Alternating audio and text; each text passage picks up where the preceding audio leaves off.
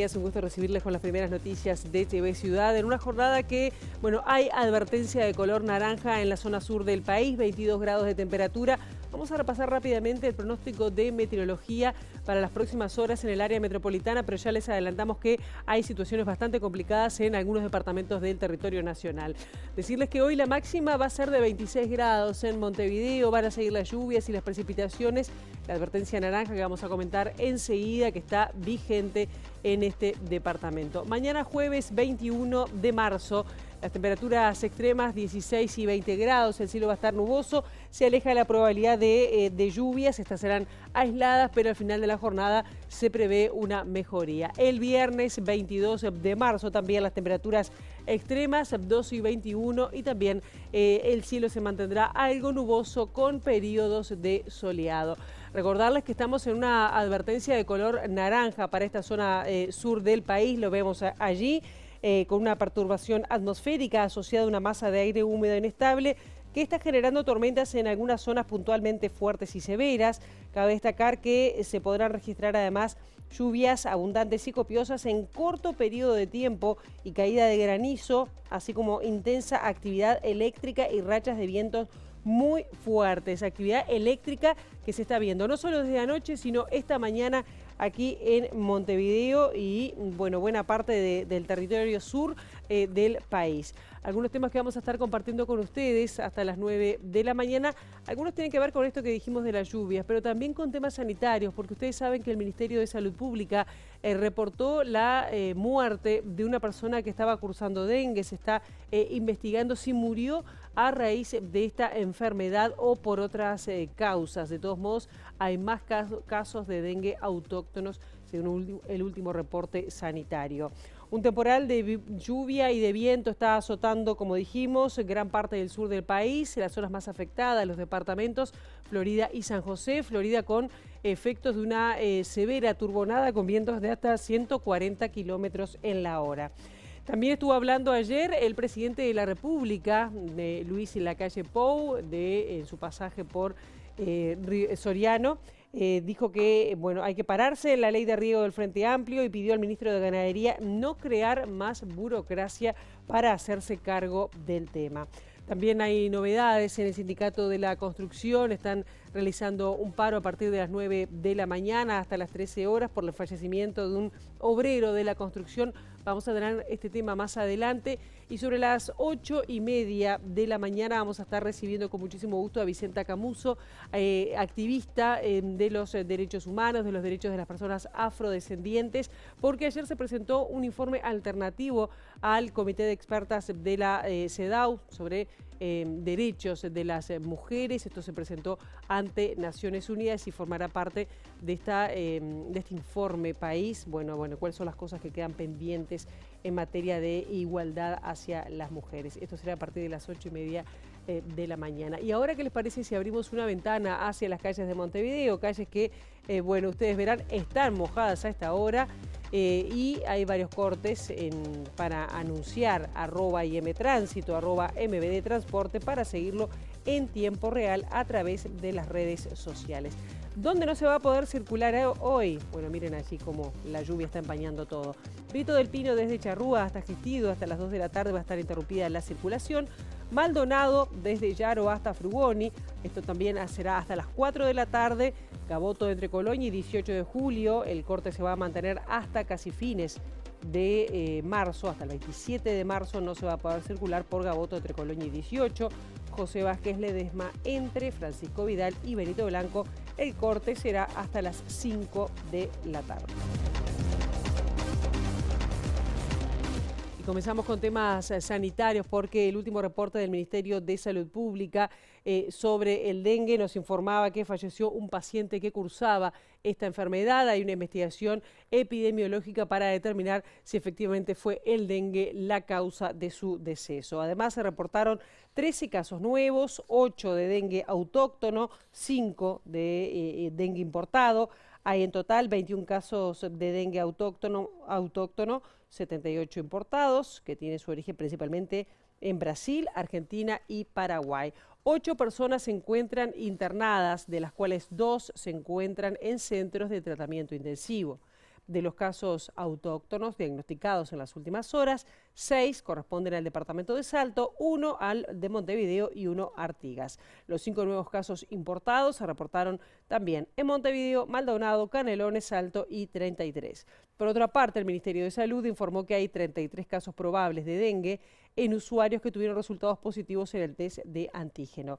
Esta mañana, sobre las 11:30 de la mañana, el presidente de la República va a recibir a la ministra Karina Rando en Suárez y Reyes para coordinar acciones en torno a los casos de dengue. Así que a cuidarse entonces de las picaduras de los mosquitos y prevenir en la medida que se pueda con tules y repelentes. Vamos a otros temas. Decirles que la División Jurídica del Ministerio de Vivienda determinó que sí hubo abuso y exceso de poder en la adjudicación de viviendas durante la gestión de la exministra Irene Moreira, según informó el matutino El Observador. Pese a ello, el actual ministro Raúl Lozano aclaró que se decidió no presentar denuncia penal contra la actual senadora cabildante. La investigación administrativa que encomendó el propio ministerio da cuenta que los beneficios no tenían restricciones socioeconómicas para alcanzar los requisitos y que se privilegió a algunas personas.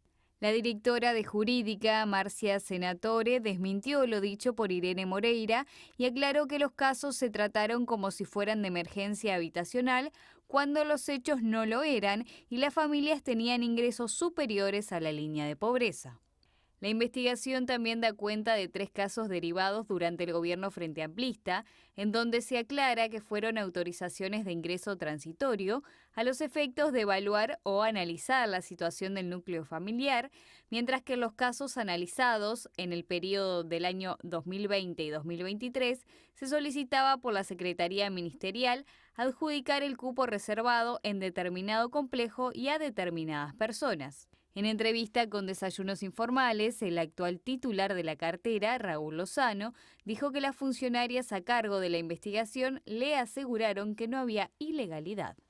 Cuando se menciona allí el abuso de poder, yo justamente a ella y a la otra profesional las consulté sobre el mismo, si eso implicaba que ellas estaban diciendo de que había algún tipo de delito.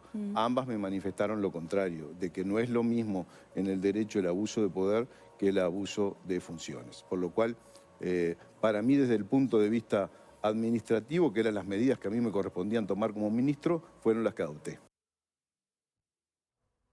La exministra de Vivienda, Neida de León, dijo que la gestión, la actuado en la titularidad de Irene Moreira es ilegal y vergonzoso. De León evitó opinar acerca sobre si el caso debería llevarse a la justicia, pero manifestó que los funcionarios no tienen autonomía para resolver a quién se le adjudican viviendas. Esta tarea es de los jerarcas que mandan. Yo creo que es imposible que ahora digan de que los funcionarios fueron responsables en alguna medida, porque ellos no tienen autonomía para resolver. Esto es algo que resuelven los jerarcas. Y nosotros lo resolvíamos con convenios, sin saber quién era y de acuerdo a la emergencia. ¿Entiende pertinente que se debe llevar el caso a lo penal? Bueno, yo no sabría decirlo, sinceramente. Creo que fue vergonzoso lo que hizo, porque es gente que no está dentro de los más vulnerables, gente de, digamos, de su propio conocimiento. Yo nunca conocí a ninguno. Vamos ahora a otros temas. Lo que decíamos en adelanto, falleció un obrero de la construcción. Hay paro a partir de las 9 de la mañana. Con este tema está nuestra compañera Juliana Perdomo. Juliana, muy buenos días, bienvenida. Así es, Pilar, muchas gracias. Buenos días para todos. Nos encontramos en la sede del Sindicato de la Construcción porque se cumplen 10 años de la Ley de Responsabilidad Empresarial. Se iba a estar realizando un conversatorio a propósito de este tema, pero como ustedes adelantaban, falleció un trabajador en el departamento de Canelones de 53 años y decidió postergarse este evento. Y para ampliar esta información estamos con el secretario general del Zunca, Daniel Diverio. Muchas gracias por estos minutos. Bueno, Diverio, siguen preocupando los accidentes mortales y ni bien venían bajando? Sí, bueno, buenos días primero para la audiencia y para los que están en el piso.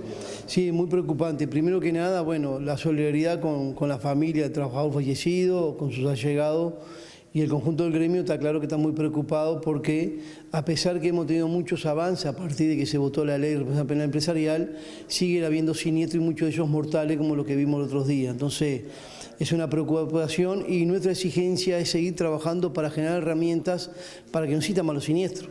Fíjense que en un 2024, donde la industria de la construcción y otras industrias hay una fuerte inversión en nuevas tecnologías que aceleran los procesos de construcción, acortan los tiempos, hay nuevas formas de trabajar, nuevos productos, bueno, nuevas herramientas. Sin embargo, siguen habiendo este tipo de obras donde, bueno, hay una ausencia casi total de elementos de protección a los trabajadores y las trabajadoras, y la noticia que nos encontramos que un compañero o una compañera fallece en un siniestro laboral, ¿no?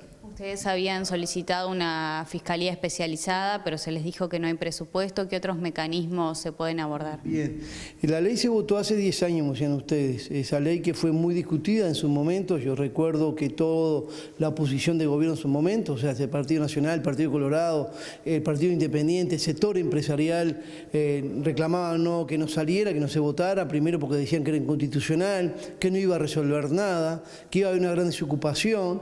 Bueno, en realidad se votó con las mayorías que se votaron en su momento del Frente Amplio, y bueno, y la consecuencia de esa ley, que no es mágica, permitió empezar a generar mesas de negociaciones que se construyeron nuevas herramientas. Por ejemplo, en la construcción, bueno, a partir de ahí tenemos el derecho a tener una asamblea mensual de 1 hora por mes con los trabajadores y las trabajadoras. Eso permite, por ejemplo, mayor información, preparar el gremio en ese sentido. También lo que nos permitió a partir de esa ley que el delegado de seguridad tenga las potestades de paralizar parcialmente o totalmente un centro de trabajo si hay riesgo de accidente, obliga a la empresa a tener técnicos provisionistas que ayuden también a lo que tiene que ver a la prevención, y una cantidad de herramientas más que hicieron bajar sensiblemente la cantidad de siniestros laborales. Teníamos 7.500 por año, 2013, el año pasado cerramos algo menos de 2.000 siniestros laborales, y es un número muy importante. Alcanza no, porque aún sigue habiendo siniestros. Entonces debemos seguir construyendo herramientas para ese camino. Por eso nosotros planteamos, entre otras cosas, la Fiscalía especializada en siniestros laborales para que se investiguen los siniestros, se encuentren los responsables si lo hay, y le exigimos también al Ministerio de Trabajo que coordine con eso. El Ministerio de Trabajo, cuando hay un siniestro y va, hace un informe, hace una investigación, esa investigación tiene que servirle a la justicia para que pueda seguir trabajando en la investigación. Eso no se da. Es más, el Ministerio de Trabajo tendría que ser el primer responsable justamente de la denuncia penal en estas situaciones. Bueno, eso es lo que estamos exigiendo para generar las condiciones de que, vuelvo a reiterar, en 2024 no sigamos teniendo siniestros inmortales como lo que vivimos otros días, ¿no? ¿Tienen pensado hacer una ronda de reuniones con los precandidatos para plantearle estas modificaciones? Sí, claro, nosotros siempre estamos en disposición, no solamente de los precandidatos, sino con los distintos ministerios que tienen que ver con la industria. Todos los años pedimos reuniones con el Ministerio de Transporte, el Ministerio de Trabajo, el Ministerio de Industria, el Ministerio de Vivienda, y lo que reclamamos no solamente a ver qué perspectiva de trabajo que hay, sino que también se empiece a ubicar en las licitaciones públicas, bueno, aquellas empresas infractoras que tengan menos condiciones de acceder a una obra pública. Estamos diciendo que la empresa tiene que cerrar, no, pero debería haber una lista de empresas infractoras donde hubiera un punto suficiente o a favor o en contra, cosa que en las licitaciones tengan algunos componentes para que las empresas se preocupen mucho más en el tema de seguridad cuando presentan la licitación, y eso genera por lo menos alguna garantía más. Eso puede ser un elemento que puede ayudar dentro de otros, ¿no? Pero bueno, en estos 10 años de la ley, yo creo que el balance de que la ley es una herramienta fundamental que ayudó a avanzar, tanto es así que el propio Ministro de Trabajo anunciaba hace poco tiempo atrás de que a partir de estos años ha bajado sensiblemente los siniestros laborales.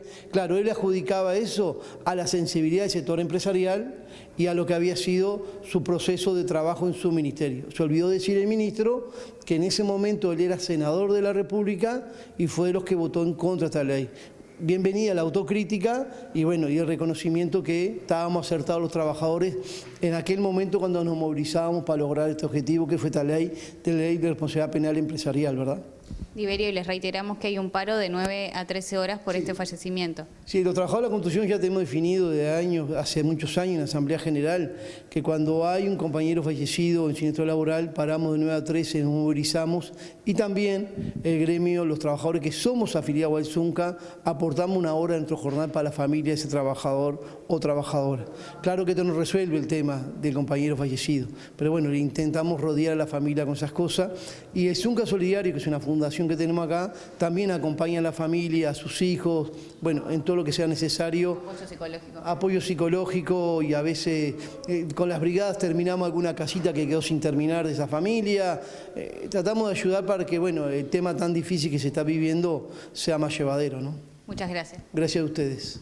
Bueno, Pilar, teníamos la palabra del secretario general del Zunca. Les reiteramos un paro que comienza en minutos a partir de las 9 de la mañana y que va hasta las 13 horas por la jornada de hoy. Muchísimas gracias, Juliana, por esta información, por esta entrevista. Vamos ahora a otros temas. El presidente de la República, Luis Lacalle Pou, encabezó la inauguración de una nueva edición, la número 27 de la Expo Activa. En ese marco llamó a diseñar políticas duraderas de largo plazo para promover el desarrollo agropecuario. Además dijo que hay que aprovechar la ley de riego que fue votada en la última administración del Frente Amplio, y también convocó al actual ministro Fernando Matos a evitar crear más burocracia para llevarla adelante. Hay una ley de riego que es del gobierno del Frente Amplio. El exministro Aguerre trabajó mucho porque riega en el norte del país. Bueno, vamos a pararnos ahí arriba. Vamos a pararnos todos ahí arriba. Ya he escuchado a candidatos hablar del riego. Claro, ahora nadie habla del riego porque el agua sale para todos lados. Pero del agua hay que ocuparse cuando hay, no cuando no hay. Y esto, un poco mirándonos al espejo, Fernando, vámonos a crear más estructura burocrática. Cualquier cosa que se haga es para facilitarle la vida a la gente y no generar más instituciones que a veces en vez de acelerar, complican. Yo creo que hay instituciones suficientes para este tema. Y por su parte, el precandidato del Frente Amplio, Mario Vergara, que también estuvo presente en la inauguración de la Expo Activa, dijo que hay que reforzar el sector agropecuario como motor de la economía. Según el economista, el desarrollo está ligado a la aplicación tecnológica y es necesario, es crucial gestionar el agua de manera eficiente y responsable, así como incentivar el riego en grandes extensiones y la asociación, especialmente para los pequeños productores. Vergara marcó que dar un nuevo salto en la productividad del sector en base al manejo del riego permitiría avanzar hacia un futuro agropecuario más próspero y sostenible. El segundo piso en la producción agropecuaria viene de la mano del agua, del riego, tanto aprovechando los incentivos que da esa ley para los grandes productores para hacer sus emprendimientos, como para la asociatividad vinculada a los emprendimientos multiprediales. El segundo aspecto es la innovación y la tecnología. Todos somos conscientes que el salto en productividad que tuvo el sector ganadero y el sector agrícola en Uruguay vino de la mano de la penetración tecnológica, y allí es donde tenemos que volver a poner el foco. El atraso cambiario, uno de los principales reclamos del sector agropecuario, es el más pronunciado del siglo, según dijo Vergara. Hoy tenemos un desalineamiento notorio de lo que los economistas llamamos el tipo de cambio basado en los fundamentos, y se puede hablar de la tasa de interés, se puede hablar de cuestiones estructurales. La forma que existe para incidir en el valor del tipo de cambio en el corto plazo es lisa y llanamente la intervención del Banco Central en el mercado cambiario. Fueron varios los precandidatos que estuvieron presentes en la Expo Activa, entre ellos Álvaro Delgado, que habló sobre el favoritismo que tienen las encuestas dentro de la interna partidaria y dijo que lo hace actuar con mayor responsabilidad tras participar también en un acto en la Expo Activa. Las encuestas son fotos de la realidad de cada momento, ni salgo a hablar de las encuestas cuando dan una cosa o cuando dan otra. Obviamente reflejan cuál es la opinión de la gente. Cuando uno le dan encuestas a un nivel de preferencia mayor, que en definitiva es eso, lo que hace, por lo menos en lo personal, lo único que me genera más responsabilidad. Hacer las cosas mejores, no equivocarnos, recorrer más y estar más cerca de la gente. Y seguimos hablando de encuestas porque la última encuesta de Equipos Consultores dio una diferencia muy acotada entre los dos precandidatos que van en primer lugar en la interna del Frente Amplio, Yamandu Orsi y Carolina Cose, a lo cual Orsi señaló que este panorama favorece al Frente Amplio, ya que espera que vaya mucha gente a votar el 30 de junio. Yo creo que una interna competitiva, como lo dije ya cuando los números eran otros, por lo menos de esta encuestadora, digo, hay más de una encuesta, donde nos muestra que incluso hoy en algunas de las mediciones, algunas encuestadoras, que también son, repito, son fotos, pero que son importantes, nos dan que en octubre podríamos ganar en primera vuelta. Yo, más allá de si se puede concretar o no, y sabiendo que las elecciones son muy duras y muy parejas, como fuerza política los resultados son alentadores. ¿A qué atribuye esta baja que marca Equipos en su intención de voto? No sé, no.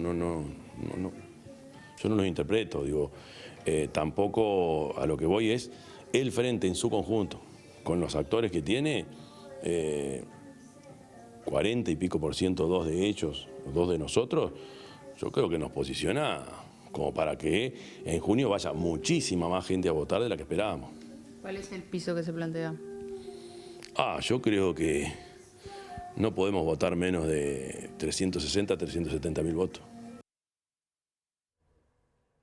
El presidente del Partido Nacional, Pablo Iturralde, relativizó que esta campaña se esté tornando virulenta. Dijo además que tampoco ve que haya operaciones truculentas, al tiempo que catalogó como un horror que se haya espiado a los senadores del Frente Amplio, Mario Vergara y Charles Carrera. Me alegro mucho que la justicia uruguaya pueda hacerlo y marcarlo notoriamente este tema. Me parece una barbaridad que sucedan estas cosas y ojalá se pueda ir más a fondo y saber si hay alguien más que está atrás para que caiga quien esté atrás. Ante las primeras denuncias, el presidente Luis Lacalle Pou había desestimado la posibilidad del espionaje. Recuerdo lo que dijo el presidente en aquel momento, pero notoriamente si la justicia dijo eso, podrá parecerme a mí que es un pelotazo, humo, lo que fuere, pero el pacto de la democracia reposa sobre la base de que el que pierde acepta al que gana, y el pacto en la democracia reposa que la verdad material la tienen los actores, la verdad jurídica es la que surge del expediente y dicen los jueces. Si los jueces dicen que son culpables, son culpables. Para Iturralde, en la campaña hay errores en todos los partidos políticos y el control lo debe realizar la ciudadanía. Que vayan presos todos los que tengan que ir y que caigan todos los que tengan que caer. De ninguna manera encubrir nada. Política limpia de lo que está a nuestro alcance. Ahora, después que cada cual se exprese como quiera. Podría marcar también cada uno del otro lado, pero tampoco creo que sea la lógica de decir, tú tenés una vida liviana, sí, pero aquella tiene una vida más liviana que yo. Vamos a otros temas. La presidenta de la Comisión de Género y Feminismos del Frente Amplio, Patricia González, habló del fallo del Tribunal de Conducta Política del Frente Amplio sobre el caso de la denuncia contra el diputado Gustavo Olmos. Nosotros venimos en un debate bastante largo, la discusión y la existencia de un protocolo dentro del Frente Amplio permitió que las mujeres denuncien, seguimos siendo el único partido que tiene un protocolo de violencia, entonces es un aprendizaje y es un proceso de aprendizaje. Hay casos que son difíciles y hay casos que son más difíciles que otros. Y creo que hay un mecanismo que es muy valioso, que es el de la discusión política, y que el plenario fueron 200 personas discutiendo políticamente posiciones, y que claramente eso representa lo que pasa en la sociedad. No tenemos un acuerdo y no tenemos cerrado el consenso no solo sobre estos temas, sobre el consentimiento, sino sobre muchas otras cosas. Hay una comisión que trabaja sobre un nuevo protocolo, nosotros tenemos mucha apuesta a lograr aprobar ese nuevo protocolo muy a la brevedad, que tiene que ser también un proceso de discusión política. O sea, en definitiva, para mí, para nosotras, más allá de los fallos en concreto, estamos en un proceso de aprendizaje.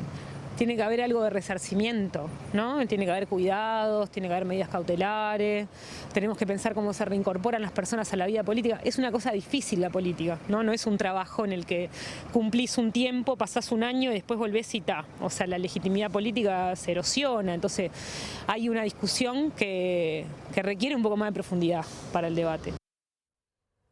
Y el sector Marea Frente Amplista va a analizar el jueves el fallo del Tribunal de Conducta Política. Vamos a recordar que ambos legisladores pertenecen a este sector. Si bien el diputado Olmos no tiene impedimentos para volver a ocupar la banca, su eventual retorno dependerá de lo que resuelva el sector, y esto será, como dijimos, el próximo jueves.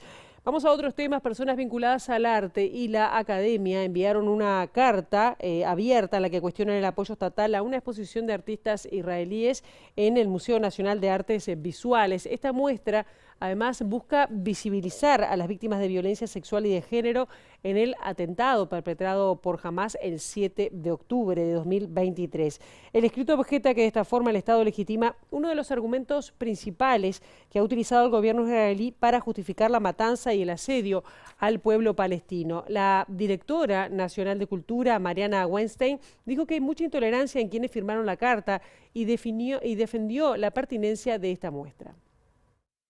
Nosotros lo que actuamos con esta exposición es nuestra misma mentalidad de acercar a la gente proyectos que tengan un interés, abrir una ventana, en este caso a 17 artistas israelíes que lo que hicieron fue hacer su arte y expresar a través del arte lo que sentían con los acontecimientos del 7 de octubre.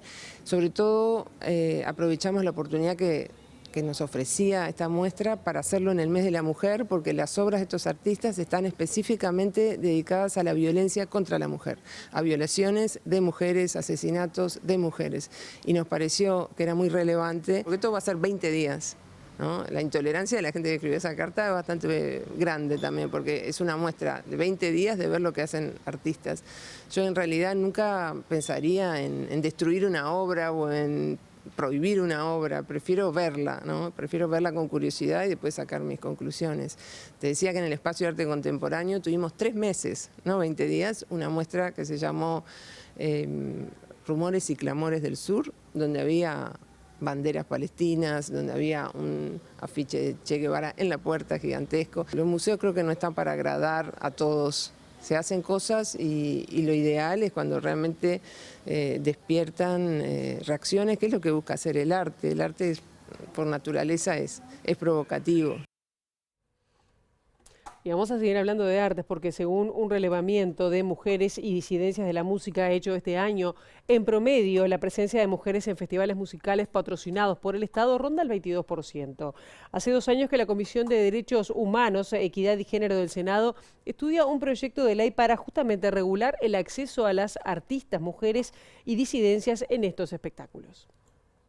Un relevamiento que comenzó a realizarse en este 2024 por parte del colectivo que nuclea músicas y disidencias de la música uruguaya indica un bajo porcentaje de participación en festivales organizados y auspiciados por el Estado. El Festival Minas y Abril, que tendrá lugar entre el 12 y el 14 de ese mes, en La Valleja, participarán 5 mujeres, liderando proyectos musicales, frente a los 18 hombres que encabezan propuestas artísticas. Esto equivale a un 22% frente a un 78%. Igual criterio fue el utilizado por la Semana de la Cerveza en su organización. El clásico Festival de Paysandú de esta edición 2024 tendrá la participación de 4 mujeres y disidencias encabezando propuestas frente a 23 hombres. Aquí la brecha crece, solo un 15% de propuestas son de mujeres frente al 85% de hombres. La edición del Cosquín Rock, que tendrá lugar el 20 y 21 de abril en la Rural del Prado, contará con 10 propuestas lideradas por mujeres y disidencias frente a 26 proyectos masculinos. Y la Criolla del Parque Roosevelt contará con 5 mujeres sobre los escenarios frente a 13 presencias masculinas. Por último, la edición número 50 del Festival del Olimar, desarrollado en el departamento de 33 en Semana de Turismo, contará con 14 artistas mujeres y disidencias y serán 51 los proyectos liderados por hombres. En este festival se da la particularidad que en 2 jornadas, las del 22 y 27 de marzo, el 100% de los espectáculos de ese día son liderados por hombres. La senadora del Partido Nacional, Gloria Rodríguez, confirmó que la ley de paridad política que ella impulsa tendrá un tratamiento urgente el 5 de abril en el marco de la comisión que lo está abordando. En igual sentido, marcó las diferencias para abordar justamente un proyecto de ley de cupos para músicas y disidencias. Todo depende de la voluntad política. Si hay voluntad política, obviamente puede ser aplicada. No puede ser que en un país como el nuestro que nos destacamos por nuestra democracia sólida, porque es así, por el respeto a los derechos de todas las personas, estamos ocupando casi el lugar 100, el lugar 96 en el ranking interparlamentario. Mujeres preparadas, capacitadas, artistas, obviamente que en nuestro país tenemos, y muchísimas. Lo que se reclama son oportunidades para mostrarse, para que se las conozca. Es un proyecto de ley de la senadora Lasso y nosotros la acompañamos con nuestra firma porque estamos convencidos de la necesidad de ese empujoncito que se necesita para poder avanzar. Los avances en derechos de nosotras las mujeres siempre se consiguen a través de leyes. Hay que legislar. Lamentablemente hay que legislar como que ayuda. ¿Qué es la solución? No. Con leyes no se soluciona. Pero ese es empujoncito que se necesita. Y nos quedamos en el Parlamento porque la bancada de senadores del Frente Amplio elevó un pedido de informes al INAU sobre el funcionamiento, para que brinde información sobre los 13 centros CAIF y 41 salas móviles nuevas que aún no están en funcionamiento. También solicitan conocer el plan de expansión de cobertura que apunta a 17.000 niños y niñas de los quintiles más bajos del país, según datos de la Oficina de Planeamiento y Presupuesto, y que actualmente la cobertura no supera los 3.000 niños y niñas. La Cámara de Empresas de Cannabis Medicinal está elaborando un proyecto de decreto para evitar y revertir lo que ellos consideran como crisis letal del sector. Así lo dijo su presidente, Ricardo Páez, que hoy le planteó esas inquietudes en estas últimas horas a Yamandu Orsi. Nos encontramos con un precandidato que tiene una experiencia y estuvo gobernando Canelones, que fue un departamento que tomó iniciativas muy importantes en relación al cannabis, o sea, definió una política especial de apoyo, ha incentivado a los productores todo lo que puede, participa y coparticipa en eventos internacionales en los cuales coparticipamos junto con Uruguay 21, es decir, ha tenido una política pro cannabis muy importante. Por lo tanto, viene con la cabeza abierta como para decir las medidas que nosotros estamos solicitando y apoyo, coincidir en muchas. Páez señaló que desde el IRCA se comprometieron a apoyarlos en la concreción de modificaciones legislativas que favorezcan a la industria. Nos incitaron a que tomáramos alguna iniciativa más que estamos elaborando. Fundamentalmente, elaborar un proyecto de decreto que podría solucionar alguno y coincidir con algunos de los puntos que queremos solucionar, que podrían salir por ese lado. ¿Cuándo piensa presentar esto? Y esperamos que sea lo antes posible. Estamos trabajando con un grupo de abogados para elaborarlo. Vamos a hablar ahora de las tormentas que afectaron el sur del país, siguen afectando, y especialmente anoche en algunos departamentos. Una turbonada en Florida que dejó varios estragos en la capital departamental. Sobre las 21:30 horas de este martes, 13 de marzo, Florida, como dijimos, fue afectada por una turbonada con vientos que superaron los 113 kilómetros en la hora, acompañada de intensas lluvias y granizos. El evento climático, que en primera instancia tuvo una duración de 40 minutos de intensas lluvias, provocó la caída de más de 50 árboles. Para hablar de este tema estamos recibiendo con muchísimo gusto, no sé si podemos ver algunas imágenes ahí, de lo que estábamos viendo allí en Florida. Estamos recibiendo con mucho gusto al intendente de Florida, Guillermo López, para conocer la situación en estos momentos en Florida. López, bienvenido. Gracias por estos minutos en MD Noticias. Hola, muchas gracias y bueno, a la orden y el saludo para todos ustedes. Bien, le agradecemos mucho este contacto. ¿Cómo es la situación o qué reporte tienen de Florida? ¿Cuál fue la zona más afectada?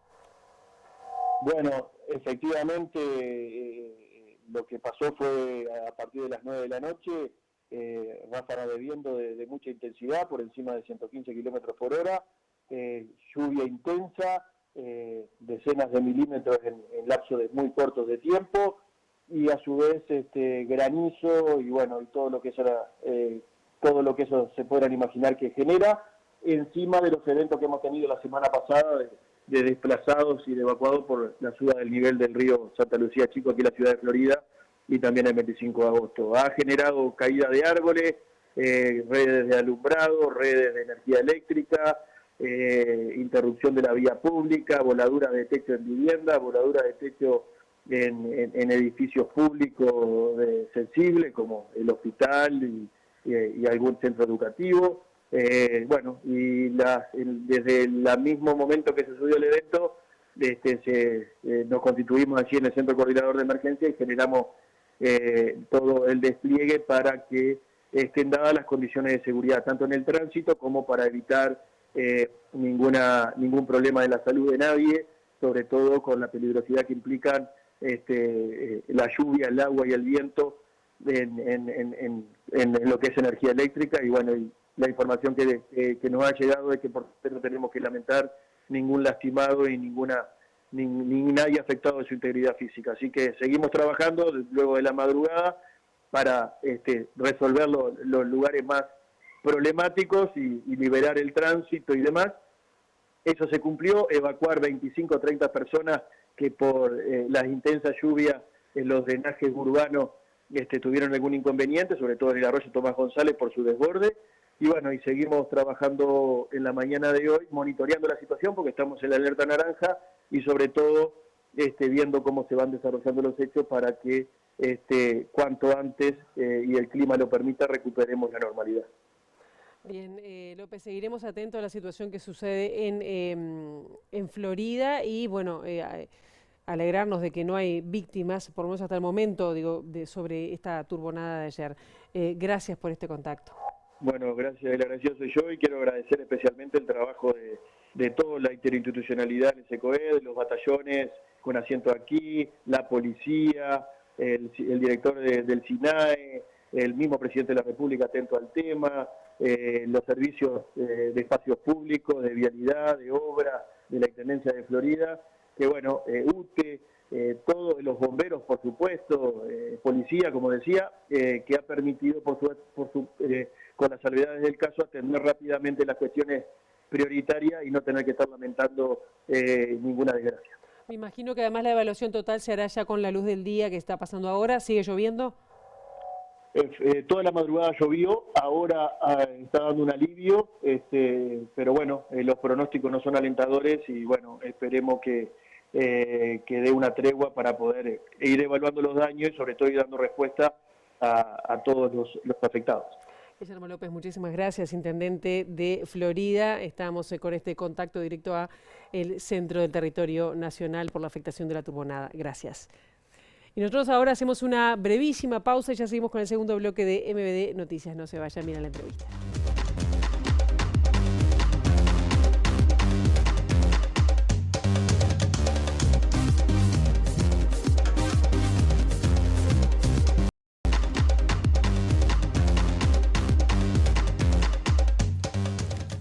Bloque de MBD Noticias, contarles que ayer hubo una presentación de una coalición de organizaciones de la sociedad civil que presentaron un informe alternativo al Comité de Expertas de la CEDAW que trabaja sobre los derechos, el seguimiento de los derechos para la igualdad de las mujeres y Naciones Unidas. Y para hablar de este tema, sobre todo cuáles son los temas pendientes para lograr la igualdad de derechos, estamos recibiendo a Vicenta Camuso, con mucho gusto, del Instituto Afrodescendiente para el Estudio y la Investigación y el Desarrollo. Es largo el título. Vicenta, ¿cómo andás?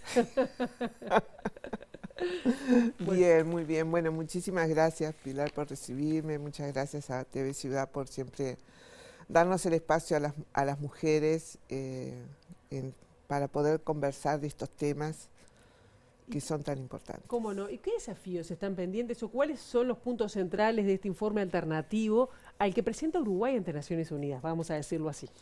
Sí, contarte que esta es una iniciativa de coaliciones, es Iniciativa Sanitaria, CLAD en Uruguay, Colectiva Mujeres y el Instituto, que realizamos este informe alternativo presentando algunas preocupaciones muy puntuales. Uno es el tema de la violencia basada en género, ese es un tema central, el derecho a la educación, ese es otro tema central. La interrupción voluntaria del embarazo son también la salud sexual y reproductiva y la educación sexual integral y la participación política. Para nosotros esos son temas centrales en términos de que son preocupaciones de la sociedad civil, por lo menos de este grupo de organizaciones que nos juntamos para... son preocupaciones porque... Voy a empezar de... Si empezamos de atrás para adelante, Sí, por de ejemplo, atrás el para tema de adelante. la paridad, la Exacto, participación política. La ley de paridad parece que no tiene, justo decíamos recién, teníamos una entrevista con Gloria Rodríguez, Sí. que no va a ser una consideración urgente, pero en principio no habría los votos para que sea aprobado. Eso ya es un retroceso, seguimos lejos. Sí, seguimos muy lejos a nivel latinoamericano y a nivel mundial. Seguimos, yo diría que es un estancamiento, es un lugar estanco de donde parece que no podemos salir.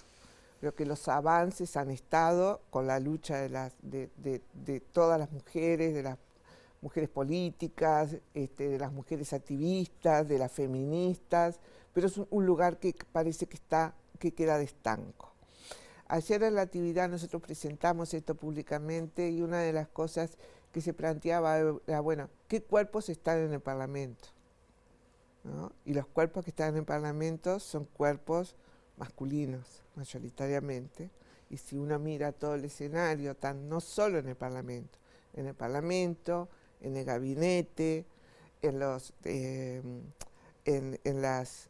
Sí, en todos los órganos de decisión, todos los órganos de decisión del Estado. Y eso, sí, es un lugar de estanco y un lugar de preocupación. Ahora, hay gente que dice, bueno, pero se lo tienen que ganar, no a la cuota, no a la paridad, que se lo ganen si pueden hacerlo por ellas mismas. Bueno, yo creo que esa es una discusión un poco arcaica en el sentido de que las mujeres nos hemos ganado un lugar, porque somos primero personas, que eso es un reconocimiento que parece que cuesta tantísimo hacerlo, ¿no? Nos hemos ganado un lugar en la toma de decisiones porque avanzamos en educación, salimos de nuestras casas, logramos muchísimas leyes. ¿Pero cuál es la recomendación en este sentido?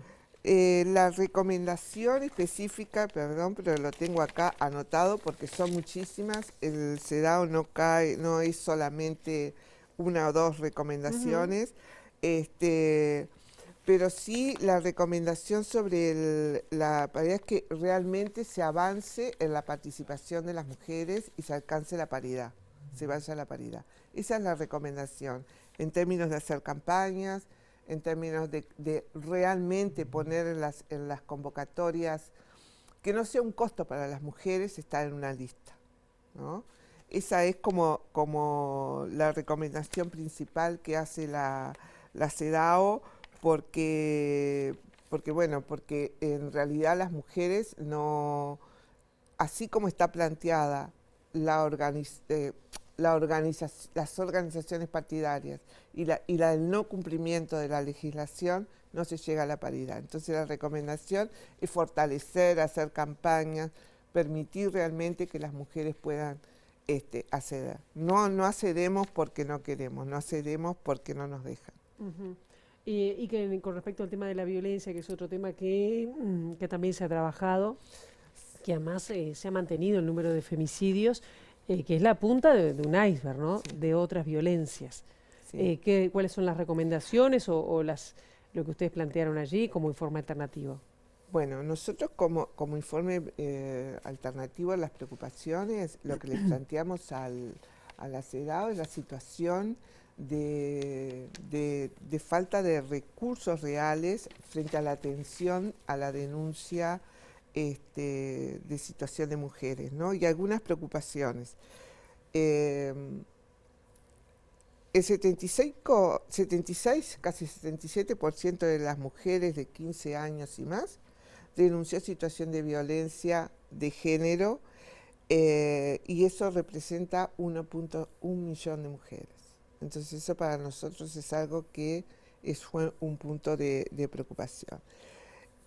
Por el otro lado, en el 2022, porque los informes son a años anteriores, se registraron 75 denuncias por contribución, compensación o promesa a cambio de explotación sexual contra niños, niñas y adolescentes.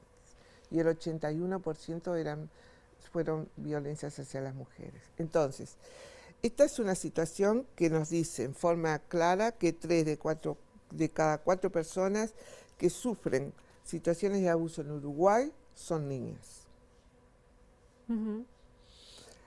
Y esa es una preocupación que nosotros se la planteamos al comité y desde las organizaciones de sociedad civil, para nosotros recomendamos que el Estado provea los recursos materiales y humanos y de infraestructura para la implementación de la ley 19.580, que hoy está en debate nuevamente. La ley de violencia basada en género. ¿Y cuáles son las principales diferencias de este informe que ustedes plantearon con respecto al que planteó el gobierno de Ginebra? Porque el gobierno hace su propio informe, pero este es un informe alternativo. Este es un informe alternativo. Los informes alternativos, no me gustaría entrar en qué diferencias colocamos nosotros en un informe y otro, pero sí qué es lo que hacemos de sociedad civil. La sociedad civil monitorea, y estamos muchos años monitoreando. Los informes se hacen cada 4 años, y hay informes de término medio cada 2 años. Y nosotras monitoreamos, vamos todos los días mirando qué es lo que está pasando, guardando la información, analizando la información y pidiendo información. ¿Hay información? Bueno, esa es una de las preocupaciones. ¿El gobierno da información? Algunas veces sí, otras no. ¿Y por qué no? Muchas veces porque no la tiene. Porque ayer en una mesa muy interesante que tuvimos en AECID, una de las cosas es que la falta de registros administrativos hace que muchas veces no se tenga la información, que ese es un pendiente muy importante para toda la sociedad civil. ¿Información de qué, Vicenta? ¿De qué no hay datos? Justamente para hacer ese seguimiento. Bueno, nosotros hay pocos datos actualizados, por ejemplo, si uno quiere trabajar las intercesiones, por ejemplo, ahí no tenemos datos, ¿no? Si queremos saber cuántas mujeres de las disidencias o cuántas mujeres de determinados rangos etarios, en determinadas condiciones territoriales, en determinadas situaciones de migración o en determinada situación étnica, en su situación étnica racial, muchas veces no contamos con los datos para poder generar realmente recomendaciones que sean adecuadas para que la política pública realmente les llegue a las personas. Claro, por ejemplo, si pienso cuántas mujeres afro cumpliendo la cuota o cuántas mujeres trans o personas trans están en el Estado, ¿se sabe ese dato? Ese dato se sabe, no en todos los organismos, ¿no? Ahí los informes de la OMS lo tienen clarísimo. Hay organismos que no la cumplen, hay organismos que no lo saben y hay organismos que no informan. Eso es público. Y ese es un dato para nosotros también. ¿Y es público saber por qué no se cumple la cuota? Bueno, deberíamos tener mayor cantidad de acceso a la información para que eso sea posible.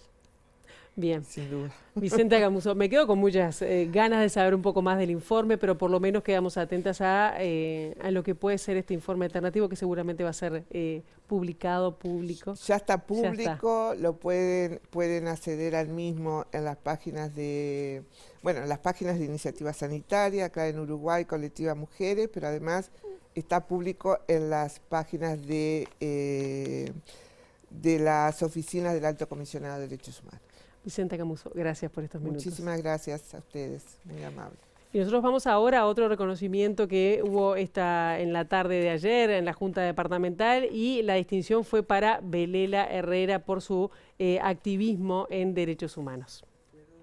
Fue un acto muy emotivo donde todos los ediles hablaron maravillas, cosa que yo siento que es un poco de más, porque a mí siempre estos elogios me abruman, me trato de esquivarlos porque pienso que uno hizo las cosas que pudo hacer y las otras que no pudo, no las hizo porque era imposible.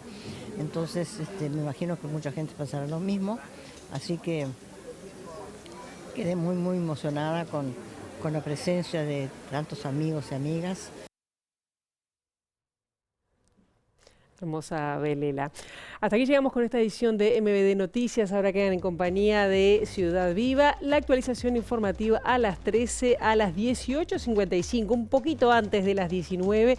Y nosotros volvemos con el gusto de siempre mañana bien tempranito a las 8 en punto aquí en TV Ciudad. Pasen muy bien, buena jornada.